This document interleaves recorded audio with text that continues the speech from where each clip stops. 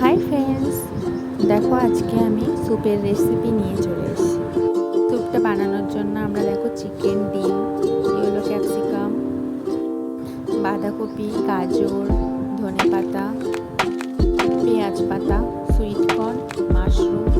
তোমরা সুইট কর্নের বদলে বেবি কর্নও ইউজ করতে পারো।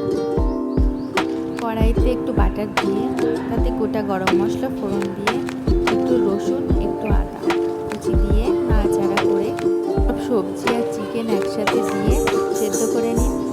তারপর স্যুপ রেডি। এবার এর মধ্যে ডিমটা অ্যাড করে দিয়ে ধনেপাতা আর একটু গোলমরিচের গুঁড়ো ছড়িয়ে দিন।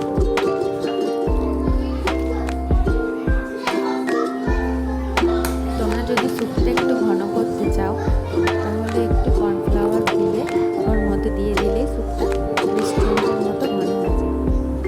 একটু লেবুর রস দিয়েও খেয়ে দেখতে পারো, খুব সুন্দর লাগে। উপর থেকে আর একটু গোলমরিচের গুঁড়ো ছড়িয়ে দিলাম।